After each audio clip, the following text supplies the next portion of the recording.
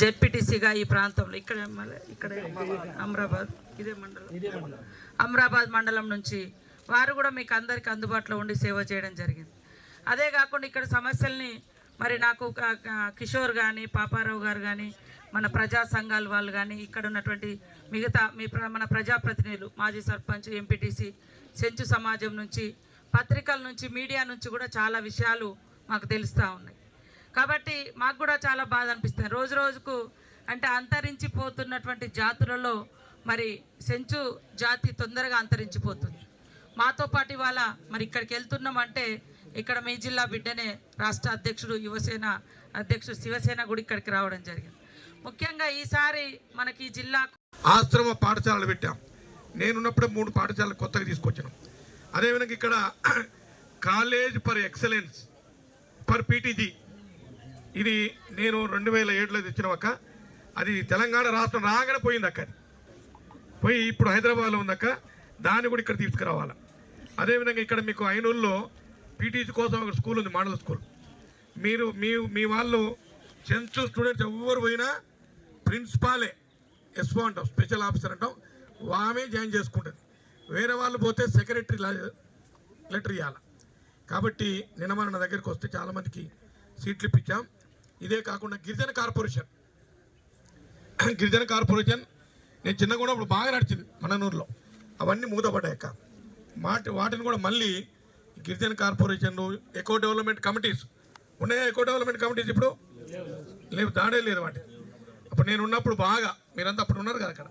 ఇవన్నీ కూడా మళ్ళీ పునరుద్ధరణ చేసి అన్నిటికి మించి ఎడ్యుకేషను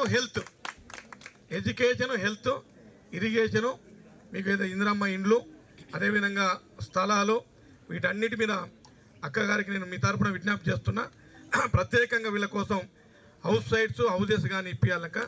అన్నిటికి మించి చాలామంది ఫుడ్ సరిగా లేక, హైజీనిక్ సరిగా లేక చాలామంది రోగాలు చచ్చిపోతూ ఉన్నారు. మొన్న నేను 562 ఆపరేషన్ చేస్తే చెంచూస్ దాదాపుగా 100 మందికి వేసాం. 100 మంది చెంచూస్. వాళ్ళకు టైం లేకపోతే జంతువులు ఎవరున్నా లోపల తీసుకురమని చెప్పాను నేను. మళ్ళీ పెంటలో పోతే మళ్ళీ రారు, ఒకసారి వచ్చి పోతే మళ్ళీ రారని వాళ్ళ కొంతమందిని ఆపి మీకు ఆపరేషన్ చేశాం.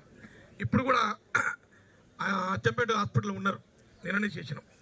మీకు కూడా ఒకటే మాట ఇస్తున్నా అక్క తరఫున, మీకు ఎక్కడ ఏ ప్రాబ్లం ఉన్నా, ఆరోగ్యపరంగా ఏ ప్రాబ్లం ఉన్నా నాకు చెప్పండి, తప్పకుండా చేస్తాం. నేను 2006లో దివంగత నేత డాక్టర్ వైఎస్ రాజశేఖర రెడ్డి ఉన్నప్పుడు అప్పాపూర్లో పిహెచ్సి పెట్టించినా లేదా? అప్పాపూర్లో core area of the forest hospital, PHC అంటే హాస్పిటల్. 2 ఏళ్ళు నడిపినాక డాక్టర్ మీద కేసు అయింది. ఎవరు డాక్టర్ రాకపోతే అదే హాస్పిటల్లో ఒటవల్లపల్లికి షిఫ్ట్ చేసినాం. మళ్ళీ కూడా మీకు సపరేట్గా అంబులెన్సులు పెట్టాలని అక్కగారిని నేను విజ్ఞప్తి చేస్తున్నా. కూడా ఓన్లీ ఫర్ ఐటీడీఏ పరిధిలో పీటీజీ కోసమే, ఆదివాసీల కోసమే. అదేవిధంగా సపరేట్ వాటిలు కూడా పెడతాం.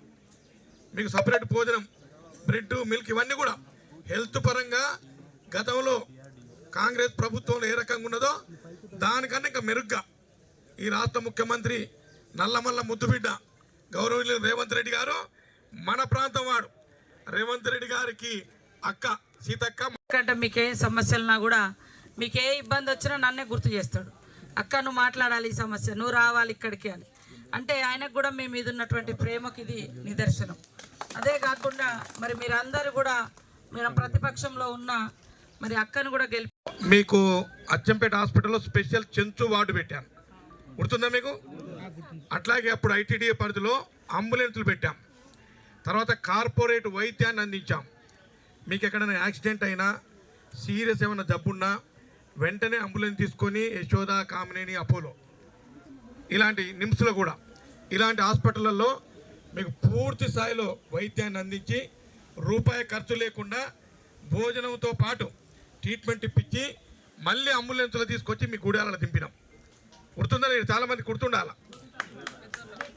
కొంతమంది మీరు యువకులు కాబట్టి చూడలేదు చాలామందికి. అదేవిధంగా మీరు ఇంతకుముందు మన సోదరులు చెప్పారు, అడ్వాన్స్ పేమెంట్ ఇచ్చినాం. 15 రోజులకు ముందే డబ్బులు ఇచ్చి ఉపాధి హామీ చేసుకోమని చెప్పాం. చెంచు మహిళా సంఘాలకు సపరేట్ పెట్టి వాళ్ళకు కూడా సపరేట్ బడ్జెట్ ఇచ్చాం.